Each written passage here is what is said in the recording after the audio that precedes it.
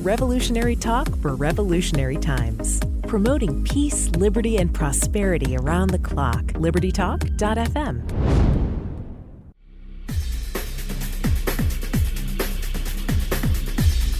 Welcome to Living in the Solution with Dr. Elena George. Today I have one of my fast becoming favorite guests on the show. She was with us a couple of weeks ago, Miss Tessa Lena, and we had I think an amazing conversation, a truthful one, about where we're moving as humanity and how it relates to the digital infrastructure, which is pervading our lives when we get up in the morning, when we go to sleep. And we left off our last conversation with language, because I think it's been used as a weapon against us. And Miss Lena has a very interesting take on language. I think she's a thinker. She is well read, and her experience in life has put her in a position to take a bird's eye view of things and put things together in a way that most of us don't think about. So again, we're talking with Miss Tessa Lena. She's a strongly opinionated musician living in New York. She's classically trained pianist and singer. She was originally born and raised in Moscow. And as a teenager, she had the honor of performing her own composition at the Moscow Conservatory. Additionally, she wanted to be a geneticist. And as her interest expanded to Tibetan music and language, she headed to Lhasa with a backpack to do a study in linguistics and ethnomusicology. She settled in Chicago, where she started a band working with her hero, McDonald, of King Crimson and Foreigner. She also worked with drummer Alan Lake and has played and recorded with Madonna, Brian Ferry, Julian Lennon, Brian Wilson, and a host of other world-renowned musicians. Later, she moved to New York, and she started a new band called Tessa Makes Love. And in 2016, she started a coalition for artistic dignity and organized a conference dedicated to artistic dignity, social power, and corporate responsibility. And one of the things that Tessa really has honed in on is how humanity has become less free, less able to interact with each other with humility, with empathy, and how the digital rise of the digital and corporate interests have fueled that. So today we're going to talk about where we are now. I think, and I believe she's right, we're at a crossroads, and feelings, words, and how our society is being, I guess, how it's moving forward is using these things as a weapon against us. And she's written an awesome piece. It's called Civilization at a Crossroads, Feelings, Words, and a Power Grab. And I think that's where we stand. And unless we are able to look at that and be honest with ourselves, we're going to keep going down this path. And I don't believe in ever doing the same thing, expecting a different result, especially when it's going south. So, Miss Lena, thank you so much for coming on. I really enjoyed our conversation, and I'm excited to have you back on. Oh, thank you, Dr. George. It is my pleasure to be on the show, and I really enjoyed the conversation as well. And thank you for the kind introduction. Oh, my pleasure. Now let's get into it, because the article you wrote it's thoughtful, it's timely, and it's well researched. And you come from a past and a knowledge base of what propaganda, how it can affect a society. And I don't think as Americans we think that propaganda ever touches us. But, if we think back to a couple of administrations ago, I think there was a law that was passed that made propaganda legal in the United States. Do you recall that? I don't have a memory of the law, but by apropos of nothing, I heard, or somebody sent me a headline from the New York Times from 1997 yesterday, and I thought it was hilarious. It was really funny. So the actual New York Times article published in 1997 was called something like, "The CIA says that it found no links between itself and the crack sales on the border." But it was just so funny. And then one of the journalists tweeted it saying, I say that I found no links between myself and my student loans. Exactly. Boy, talk about was it the the fox guarding the hen house, and they get to pronounce, "Oh, we found nothing to see here, move along." But that sounds like it's the way that everything seems to be going. You know, you get to control the narrative, you get to control the outcome, you get to control how people are supposed to respond to it, and what's a right response, what's a wrong response. It's like we've just been removed from the equation. And in your article, you talk about the invisible man. I think that we're seeing that. It's actually no longer invisible. It's this digital entity that's driven by the same people who stand to gain from whatever movement they want us to do, whether that's to take a drug, whether that's to live in a certain way, whether that's to stay silent about certain things. It's like we're being manipulated, like some sort of puppet master driving this. I mean, is it me, or is this really what they want? Is this the end point? I think it's not you. I think this is what's actually happening. But I think right now we truly are at a crossroads in a way that all the key features of our civilization that have been around for centuries and have caused a lot of havoc, actually, they're kind of coming to the forefront again. And this time around, almost everybody is on the receiving end of it. Mm-hmm. I think in the past it was masked because, for example, when one nation, like when Europeans would come to other continents to invade and colonize, so the proverbial enemy of that civilization was the other. And now it's everybody. Mm-hmm. Like it's most people of this planet versus, 3.5 people who think that they control the world. And that's why we all feel it so intensely. And I think that's why they're scared, because they realize that they need a lot of AI to control all of us. And they really need us to be divided and to fight amongst ourselves, vaxxed, unvaxxed, black, white, mm-hmm. blue, red. So there are all those divisions. And I think it's not coincidental at all that the divisions became so strong and so almost neurotic in the past several years in the Western culture, much more than before, at least if we compare it to the previous decades. So I think this is what's happening. And when it comes to language, you're right. I agree with you. Language defines so much in our lives, and bringing it to the context of what's happening today with the quote unquote health response. It's fascinating how they change so many definitions. Absolutely. And it is that change of basic terms that most people would not suspect that the definitions have been changed. We still think that words mean what they used to mean, but the definitions have changed. That's why the entire narrative it's truly a post-truth narrative. It has no reference point. It has no anchor in the reality. So, like, for instance, the definition of pandemic was changed by the World Health Organization in 2008, where they changed the criteria so it became a lot easier to call something a pandemic. Mm-hmm. Then the definition of case was changed last year. The definition of vaccine was changed this year, on several different levels. Now, the definition of unvaccinated or vaccinated has changed recently. So, for instance, when we talk about the epidemic of unvaccinated, one would think in that the normal English language, it means unvaccinated is a person who has not taken this COVID vaccine at all. However, it's not what it means. Because according to the CDC, this word means, for example, somebody who has gotten one dose or the first dose of the 2-dose vaccine and up to 2 weeks. That person is still considered unvaccinated.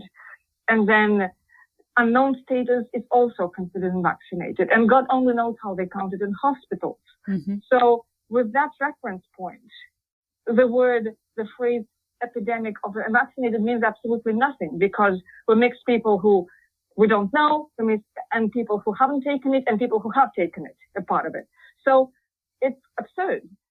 But this is the language tricks that they use to completely blur the lines, I think, between imaginary and real. And that creates the confusion and the torture. And human beings always try to make sense. And that's why I think a lot of people cling to the narrative that is familiar. The clean world in which we think that our healthcare agencies do their job and take care of us and watch over the corporations and against corruption. And they think that the media is doing their job And there's such disparity between that perception of a clean world and the world that actually exists around us that I think a lot of people are waking up to that. And I think in this sense, this time is truly important because through pressure, it brings out like everything that's inside us, the good and the bad, and the beauty and the friendship and the fear and the stress and the self-betrayal. And it brings out whatever the people were inclined to do, but not forced to do before. So it is very, very interesting. And in terms of civilizational, I think it's yet another opportunity to come back to our senses. It's almost like, and I think we talked about it last time, the concept of manifest destiny and, the crusades and all these forced conversions. When one person says, okay, your religion is bad, your way of life is bad, it's wrong, I say so, therefore you should change. And of course, somewhere lurking underneath there's a king or a religious leader who wants somebody's land or slaves or gold or all those things. It's all this together. But the philosophy goes, I don't like your religion, therefore you should convert. And a similar thing happens today where all of a sudden it's okay to say, you know what, your views on your health are incorrect, therefore you should do what I say. And I think it is a situation existentially in which we are faced with this choice of either going with our own heart and our own dignity. And it doesn't even matter, like the choice itself can be whatever the person thinks is correct, but it has to come from the inside. And I think the existential reason for this pressure is for people to actually choose to not self-betray and choose to remember who they are.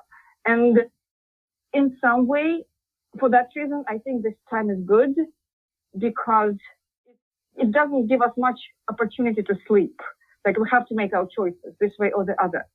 But then on the other hand, of course, it's chaotic and scary and the things that are happening are completely insane.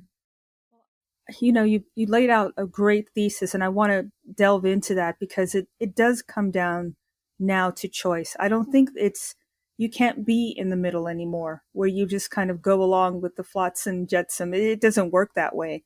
You're going to have to make a choice about what's important to you. And let's talk about that when we come back and take our first break. You're living in the solution.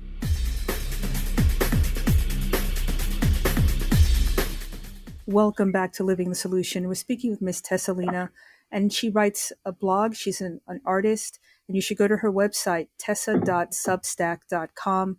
You can read her blogs. You can also listen to her music and buy her album. And before the break, you were really laying out a very stark choice that we have to make. I don't think anybody gets to say that I don't know anymore. I don't think people get to say, nobody told me.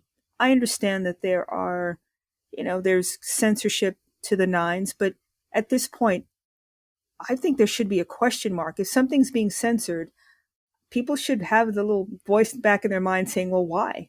What are they trying to hide? Because it's become so obvious that there is a rhyme or reason to this. Anything that goes against the narrative, against the direction that the country is being and the world is being pushed in, if you go against that, you are removed. Even doctors now are getting pressured to not speak about any alternative to the vaccine, for example, I should say the V word, because they put their licensure at risk for science, for actual science and people doing research. It's unbelievable that's where we are. And that slippery slope is going to affect not only doctors, but their patients, their families, the whole society. And should we allow, should we allow something outside of ourselves to make decisions for us? Is it our fault for ceding that power?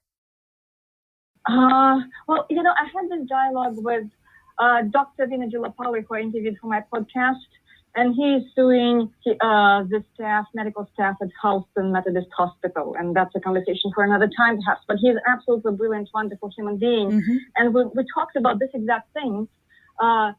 His point was, well, I mean, there's a machine, and denying the fact that there's a machine, it's a little bit infantile, meaning it might be time to grow up. And of course, people can make their choices and to grow up or not to grow up, but that's what it boils down to. And censorship to me is, well, it's mind-blowing because, again, I was born in Moscow, and my childhood was actually pretty happy. Like, it wasn't bad at all, especially when you're a child. Like, everything is fine, you know. Like, as long as your family loved you, there's food. And so there was nothing egregious happening that I remember as a child. But nonetheless, there was this censorship, which was just the understanding that certain things you don't say. And you can say them privately, but you don't say them publicly. And everybody's supposed to praise the communist ideals and all that. And that's no reference to any isms or politics. That was just the ideology that was official and only allowed. So, and seeing it again in a different flavor, but very, very similar. And it is, to me, so bizarre. It's just like, how can people don't see that? That's so obvious. The propaganda is so obvious. It's so blatant. It's even stylistically similar. It is very, very strange. And I think, because I was thinking a lot about people who are in denial and who are aggressively in denial. And I think they're just clinging to the clean version of the world where they want to be protected by that imaginary authority that an imaginary world cares about them. They just, I don't know, there's some hunger. And I try to be compassionate about it, as in I see human beings who are troubled. But of course, at the same time, if troubled human beings who feel endangered are given too much control over others, then potentially it's murder. And that's not good at all. So in thinking how to, well, oppose it, for the lack of a better word, I'm thinking it's almost like our biggest responsibility, besides doing our job as in, you know, in medicine and writing and artistry and whatever we do, it's almost like dealing with our closest circles and trying to work with people gently, lovingly, one-on-one as much as possible without allowing it to get to us too much. But it seems like one-on-one, it has the strongest impact as far as getting some sense through when it comes to people who are just in total denial of this. This reminds me of the language that's being presented. You did a great job of really explaining what the terms mean. And vaccinated versus unvaccinated and the pandemic of the unvaccinated, all of these euphemisms that they're putting through. And they're designed to divide and conquer and to, it's almost like, look at the shiny thing, not the overlords that are pushing this public health agenda, and it's not working. You're saying that people run to this, but you know, shouldn't they run and feel good about it? They don't. You put a mask on, but that's not good enough. The other person should wear a mask too because it affects you. Someone used I'm not sure who told me, or I read something, but it was like the argument of, I'm putting on sunscreen to save you. It makes no sense, right? So you took a vaccine, you should be happy and feel, you know, you're in clover, but that doesn't happen. It's, you didn't do it, so you're hurting me. You need to come online. You need to follow the course. Otherwise, we all can't get ahead. It's very strange. It reminds me of a movie with Nicole Kidman. Oh my gosh, I'm drawing a blank on it, but it's where they had pod people essentially.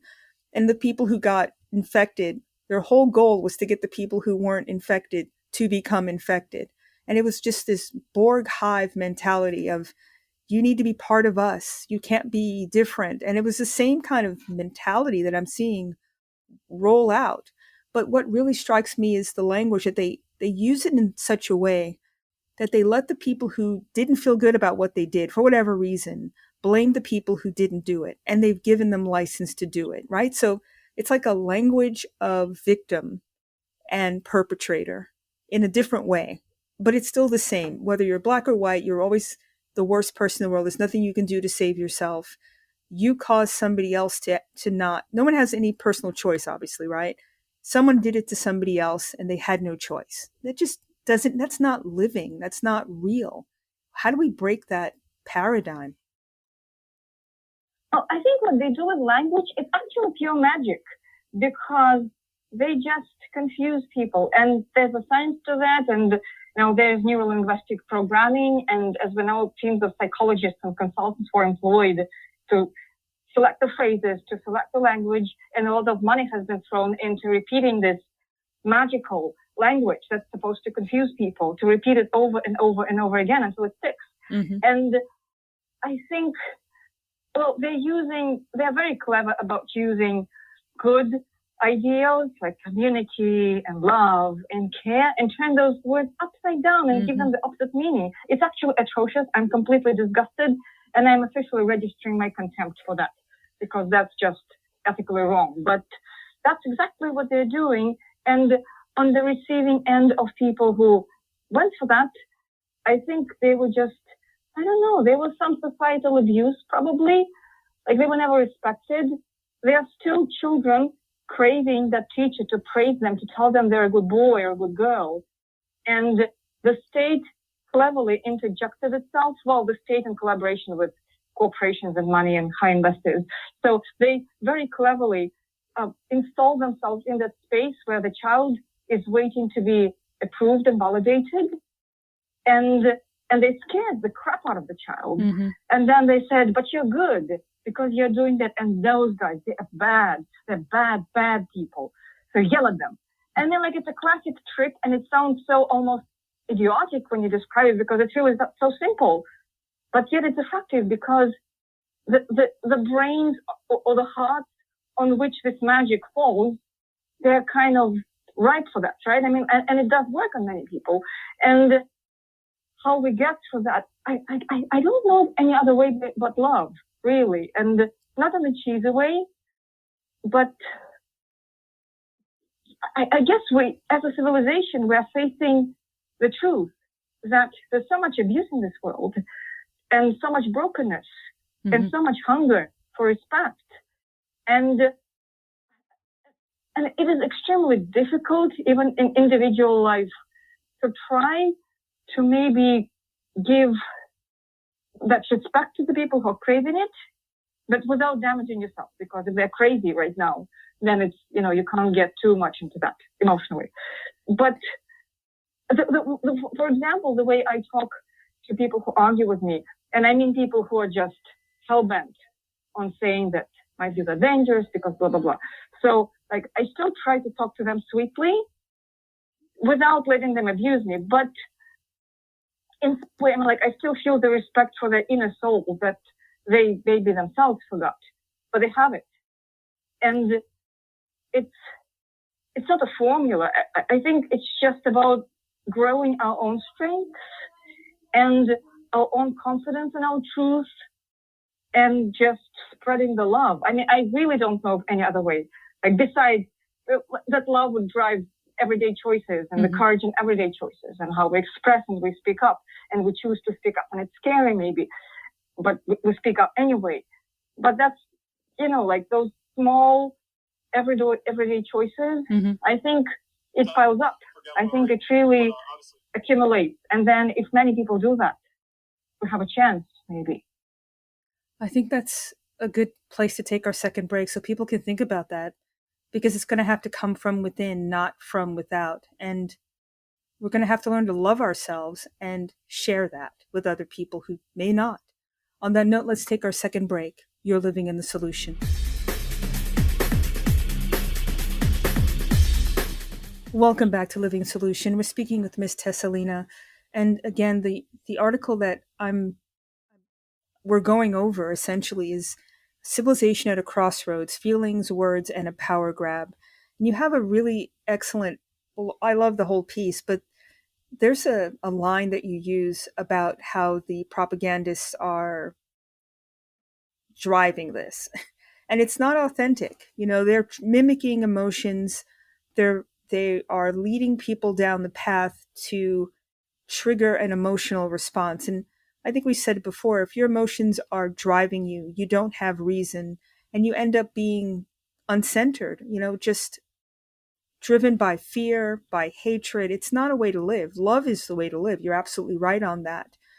But if, I alluded to it before the break, if you don't love yourself, if you feel badly about who you are, you can't really maybe accept love or move into that space. People are going to have to make a jump about what's important to them. Is it movement? Is it being able to fly? Is it being able to go to parties or to concerts? Or is it about your inner self, your what makes you you as a human? What's important to you, right? If you can't make that determination, I think that you're going to be set up, as we're seeing people, to do whatever you're told to do. When do people go to themselves? I did the shot. I did what I was asked for, and now it doesn't count. I'm hearing in Israel that their vaccine passports are only good for a certain number of months. I think it's 6 months, and then they expire. So when do people go, Yep. well, what else do you want from me? I've done X, Y, and Z, and it's still not good enough. I think we're moving that way, but how long is it going to take people to say enough? Oh, that's a big question. And I think, again, a lot of psychologists are employed on projects to figure out how to keep people in confusion for as long as possible.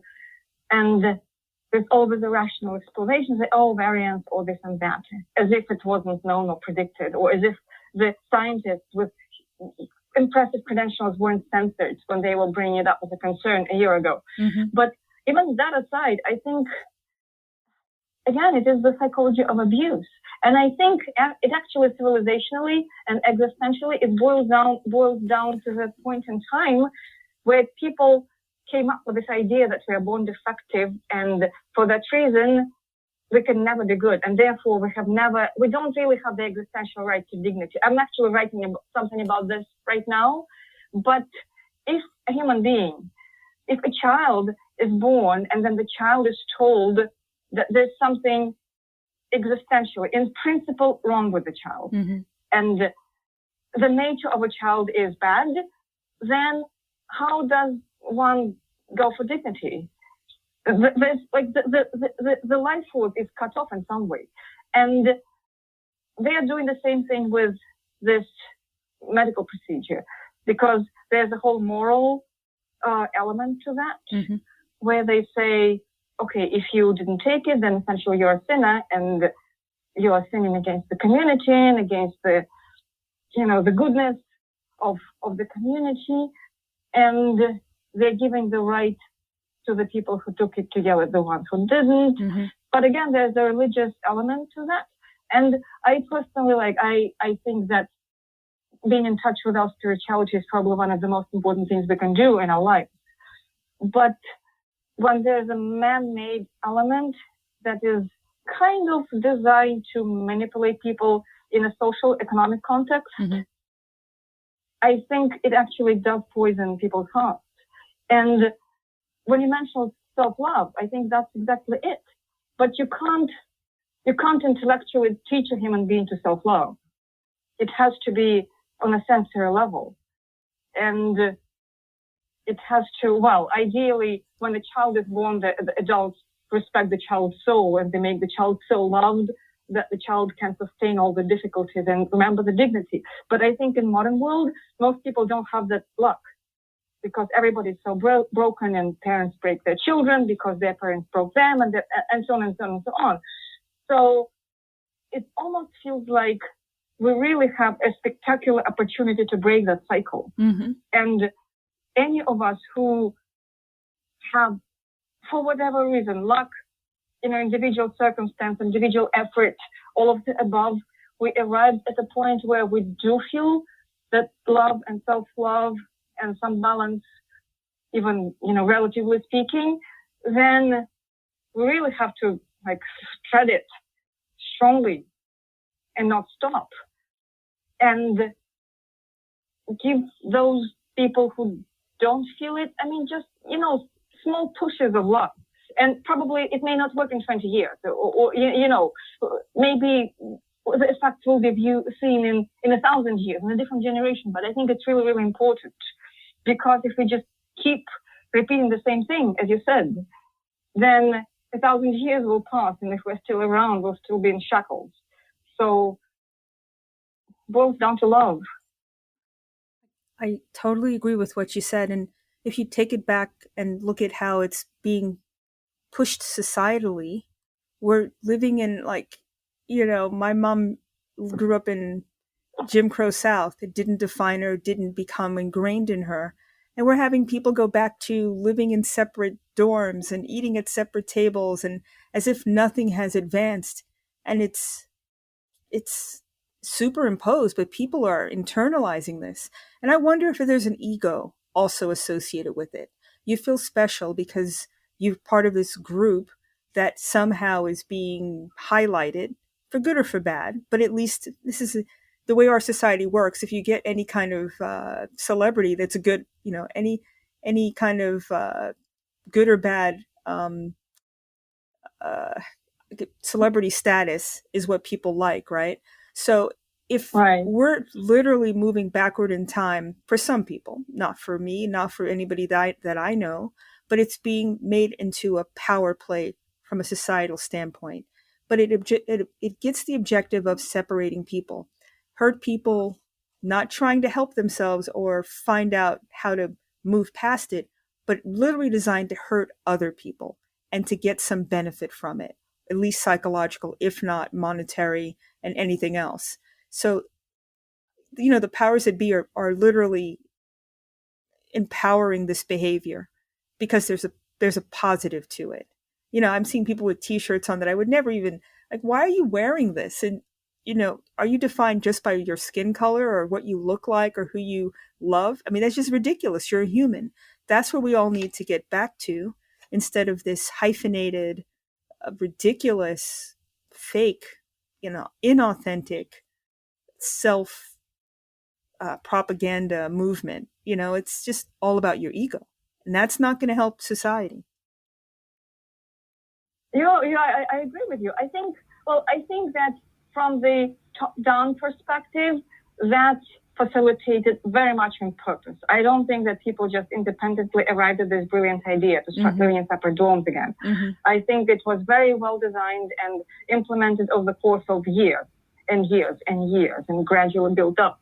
But then when we go to the mid-level, that's probably just natural human emotions. And again, that dignity, if the society doesn't respect you, again, the state, like I said before, it installs itself very cleverly in that psychological vulnerable spot where people want to be respected and they want to be dignified. And maybe nobody taught them how to do it from the place of spiritual love, self-love.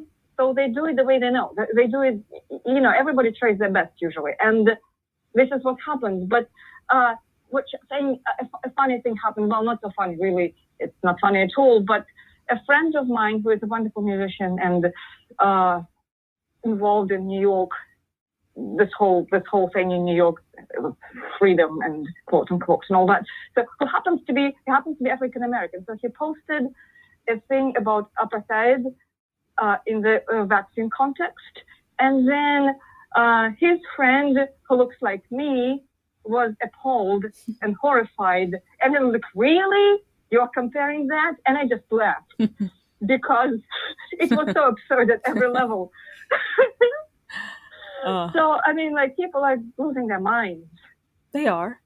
And they're not finding peace. That's the thing, too. It's just more chaos, more anxiety, more negativity. I mean, if this is about something that's positive, and I want to go back to what you said initially, that I don't know whose mindset of the people are inherently not good. But when you take a spiritual, God-centered approach to it, people are inherently good, not evil. And it's people's natural tendency to want to help people and to want everybody to succeed. That's not how this is being, it's not how it's being brought out. It's everybody for themselves with the veneer of, I'm doing it for humanity. But no, you're not. There's somebody stands to gain from everything that we're seeing. Somebody is pursuing a system where freedom is being taken, people's ability to pursue what their God-given talents are being taken away. It's very black and white. And I mean, in the sense of not full technicolor living, where you can enjoy yourself and as long as you're not hurting anybody else, you can live your life. That's not what's going on. It's totalitarian, it's mercenary, and it's using health as the way to bring it in. I'm not sure they could have brought it in any other way, unless it was a quote unquote life and death situation, and therefore things need to be suspended for the good of the many. That seems to be how, kind of, in a sense, brilliant and sick at the same time.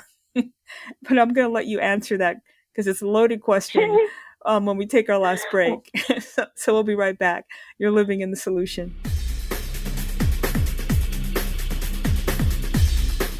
Welcome back to Living in Solution. We're speaking with Ms. Tessa Lena, and before the break, I loaded up with a question that was crazed, and so I want to give you a chance to tease that apart and give me your take on it, because I'm done with people trying to manipulate me.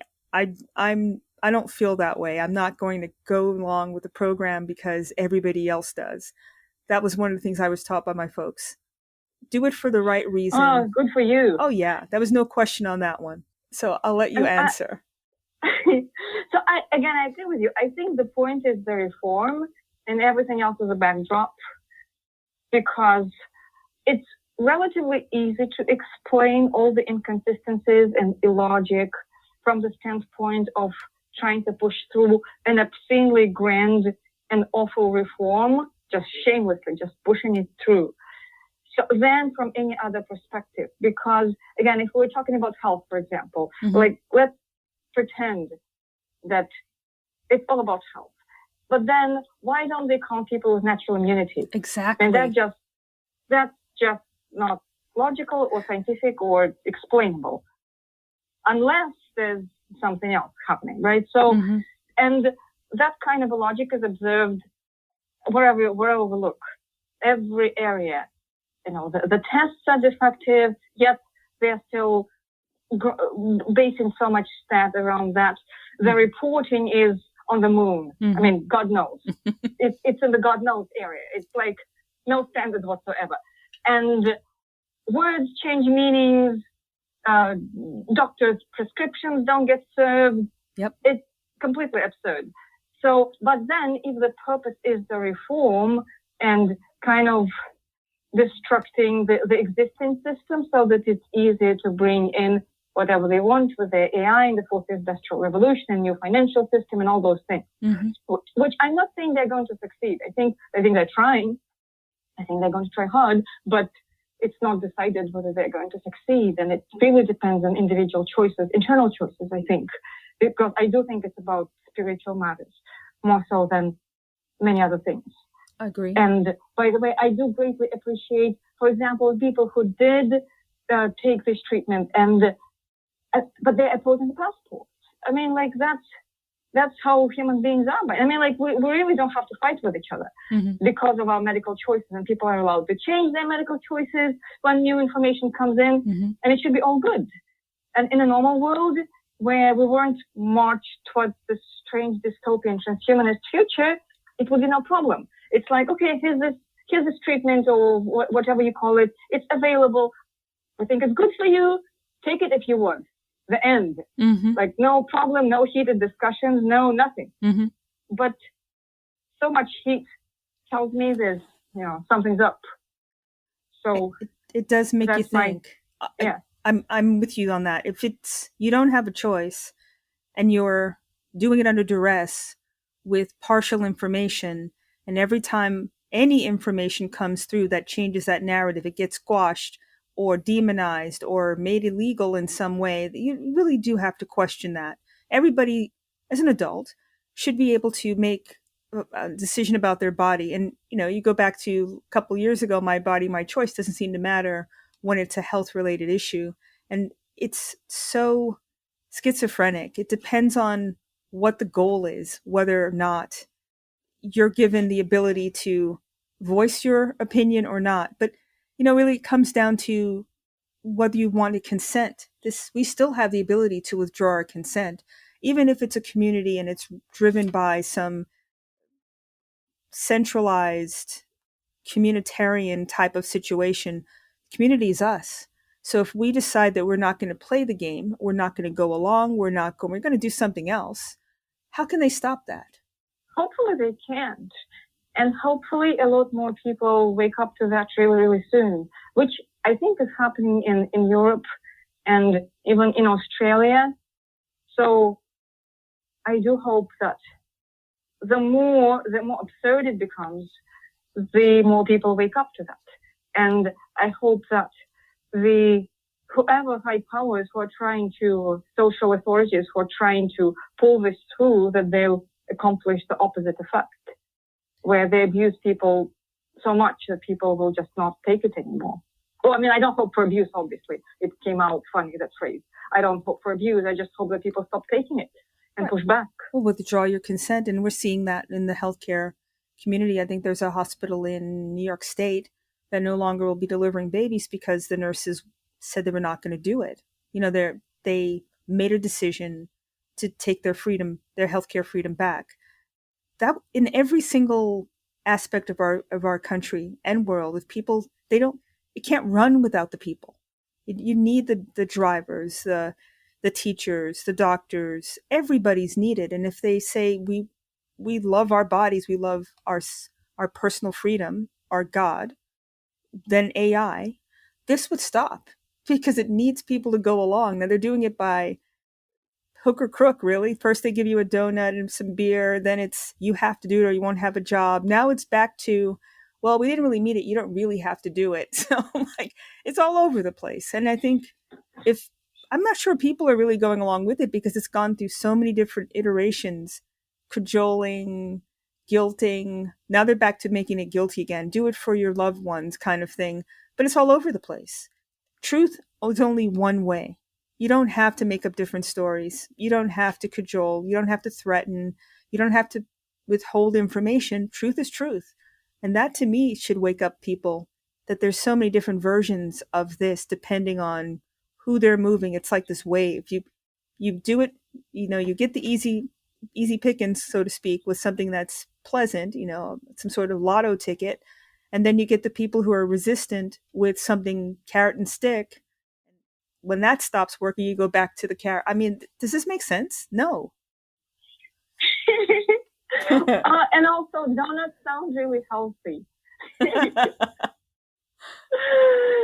But I think that actually the calculation is to deliver that reform on either end, which is something to watch out for, because if the plan, which I believe is correct, the plan is to bring everything to AI, which I don't think it's going to work.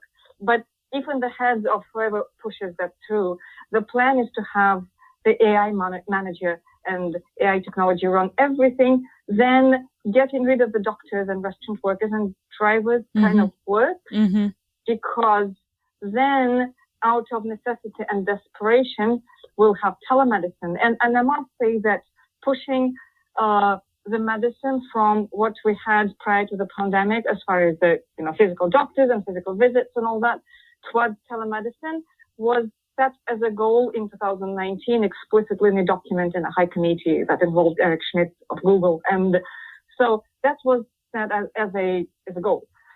So when now the nurses and the doctors are quitting, it kind of works for them. I know. Because then, oops, we don't have doctors anymore. What to do? Oh, nice. We have that AI thing. So, but I do think that it sounds significantly more attractive in their heads than it is in real life, because it's probably going to be awful in real life. And hopefully, at least at that point, people will wake up. I think you hit it exactly on the head. And that's gone through my mind about the workforce, the healthcare workforce, every workforce, right? The truckers, they have self-driving vehicles. They have teaching from home, tele-teaching, whatever, telemedicine, robot AI Watson in the hospitals that are driving the healthcare decisions for patients, whether or not you go on hospice and get palliative care, sometimes coming from AI.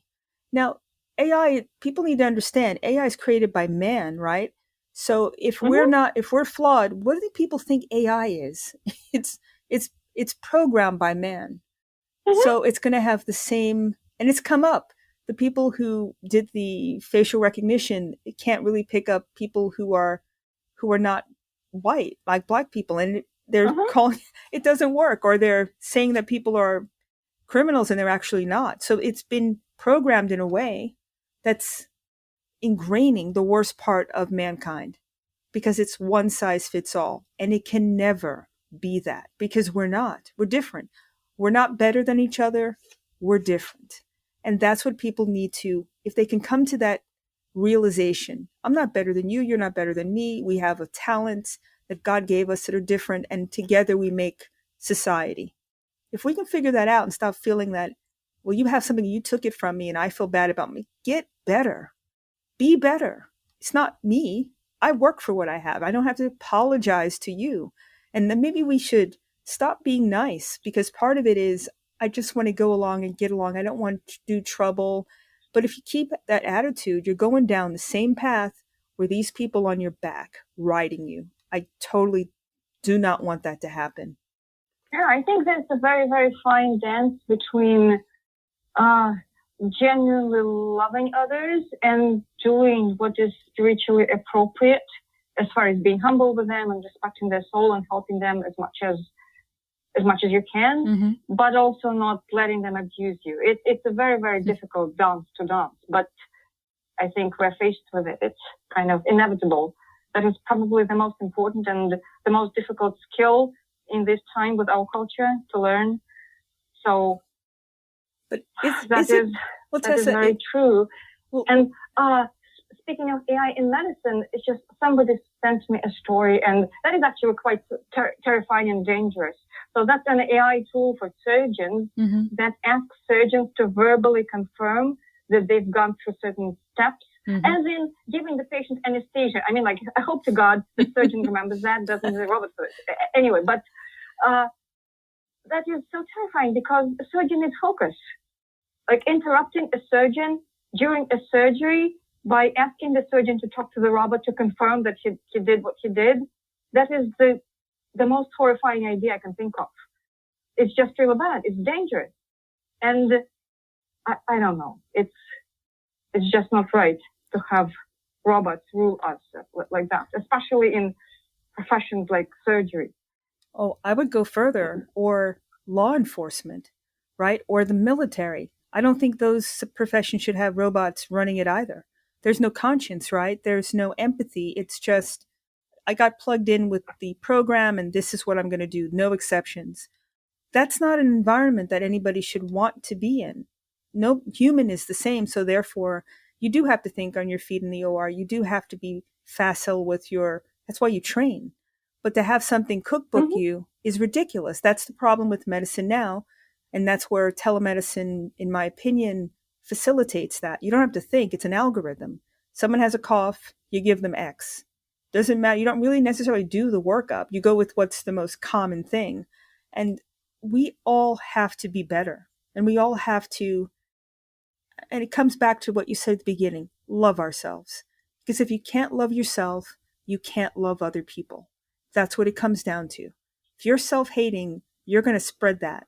And it's up to the people who get it, anybody in this entire world, to stop engaging with that. Stop, withdraw your consent from being, as you said, abused or putting up with it. A bully is the same as it when you're in a grade school or schoolyard as it is now.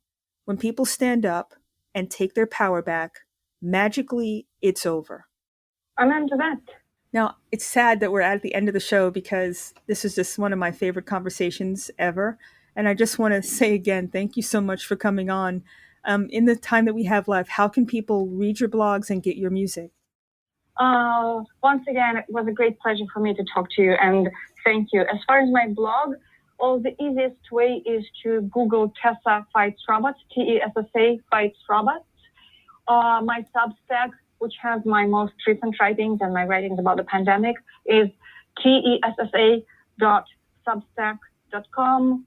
And then, again, just Googling me. On Twitter, I'm Tessa Makes Love, which is the name of my band. So if you Google Tessa Makes Love, you'll also find me. And thank you so much. Oh, thank you, Tessa. And I can't wait. Anytime you want to come back on, you have an open invitation. And I'll be reading your blogs. And if anything, strikes me out, I'm going to call you. Thank you. And talk tomorrow. Will do. Thank you. Bye-bye. Thank you. And thank you, everybody, for living in the solution.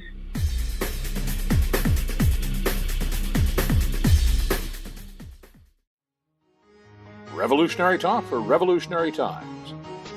Liberty Talk FM.